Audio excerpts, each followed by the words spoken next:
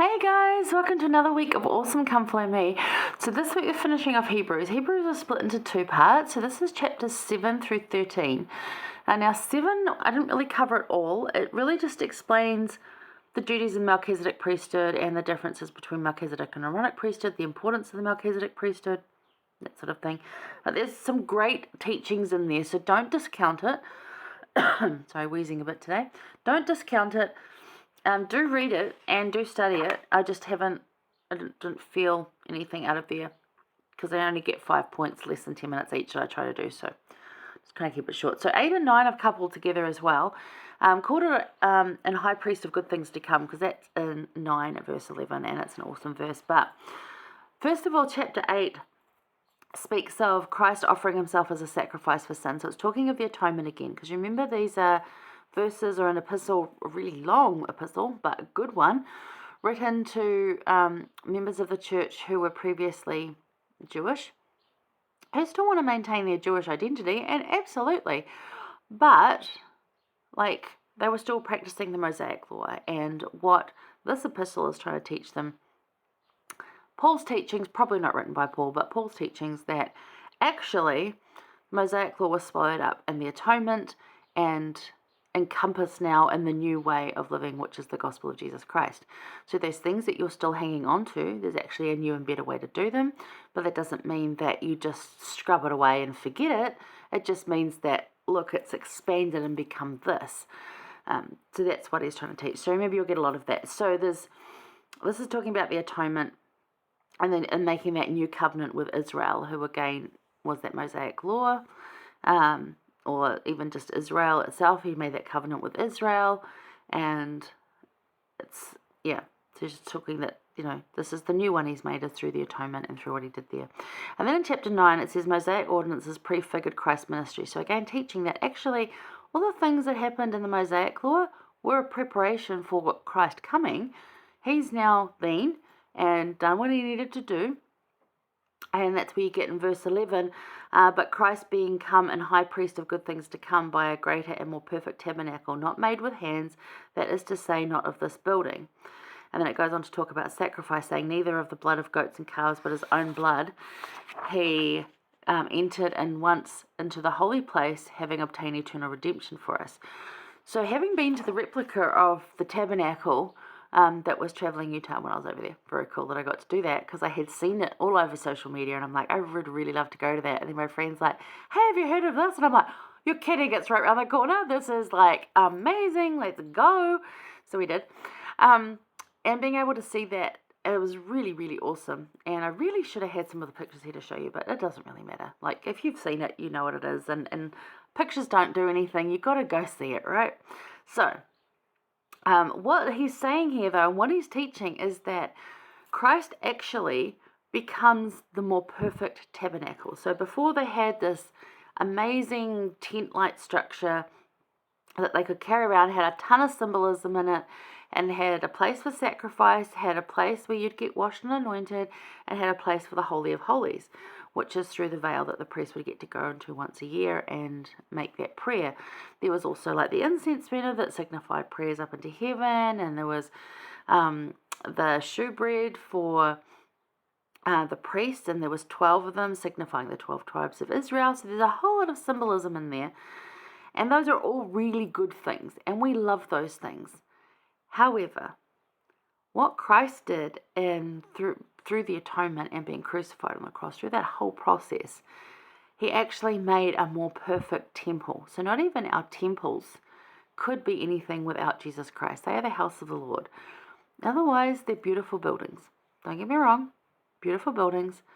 But what makes it what it is, a place to make covenants, a place to create relationship with Christ, is Jesus Christ himself. So there's no more sacrifice, because his own blood did that. And he obtained that eternal redemption for us. So we don't need to be worried about doing those things that the will is already written, which goes on to see there in verse 17. And there's some verses in between, of course. For a testament is of force after men are dead, otherwise it is of no strength at all, while the testator liveth. And No, the testament as in the witness. So for a witness is a force after men are dead. So as in the will is already written. So the witness to the will, it's already there. And we already have an inheritance in that will that Jesus Christ has set forth. We already get eternal life.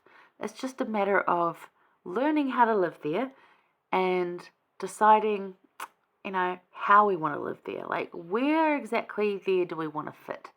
Like, where do you think we'd be most comfortable? And that determines our decisions in this life. As our core values, which we've talked about before. So that's talking about that. And then in 28, so Christ was once offered to bear the sins of many, and unto them that look for him shall he appear the second time without sin unto salvation. So we will know him unto those that look for him. So we're looking for him. Are you looking for him? Are you watching for this? So, chapter 8 talks of the atonement and the new covenant that envelops and adds to the law of Moses, existing before the covenant of the law of Moses. Yeah, those ones. So, this new covenant. And chapter 9 explains how mosaic law were to prepare the people for Christ and his ministry. It also talks of the tabernacle, the movable temple of old. Now we have many temples all over the world, and again, what ultimately makes them that is Jesus Christ. Otherwise, beautiful buildings, lovely places of worship, yes, but what makes it that special? Jesus Christ. So no matter what temple you're in, it's Jesus Christ that makes it that. In verse 11 of chapter 9 teaches us that through the atonement, Jesus became a high priest of good things to come. By a tabernacle not built, rather he himself resurrected becomes that more excellent tabernacle.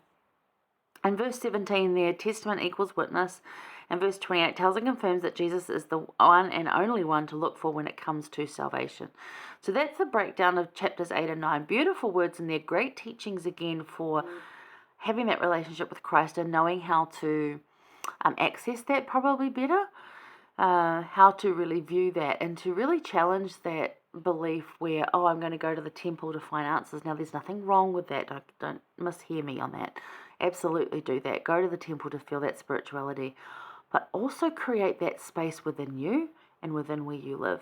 Because if you're not near a temple or your temple's shut, like ours was here and through COVID, and you're like, but I only know how to get answers if I go to the temple and ask for them, and that's where I hear them.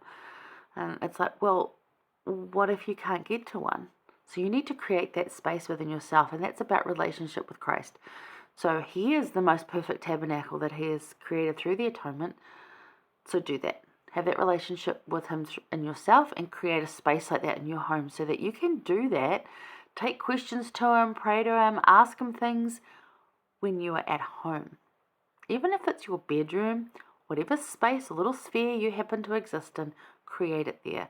Learn how to have it. Kind of like, if we're going to go visual on this, I would describe it as Harry Potter and a Patronus, and being able to have that like outward, like push all the world stuff out and to bring that light, be the light, so that you can connect with Christ and have that, and not that you're pushing evil away, but he's pushing evil away when he does that, and it's to push that out, to bring light, to throw light out and to be like, help me, hear me, can I hear you, I want to hear your answers, and that's how you do it. So that's 8 and 9, so a little brief thing there. A lot of things to ask is in just that last one, like how are you actually bringing that more perfect tabernacle of Jesus Christ into your life and having that relationship, because can't always make it to a temple, right? And those blessings are for everybody. They're available to all. Yes, they are. You're like, no, I can't get into the temple. Well, you can. You just need to recommend. You know how to get that. And if you don't, go talk to a bishop. He'll help you. Anyway, that's insight number 1. Hang around. We're going to go to Hebrews 2 and talk about that. It's really good. I'll see you there.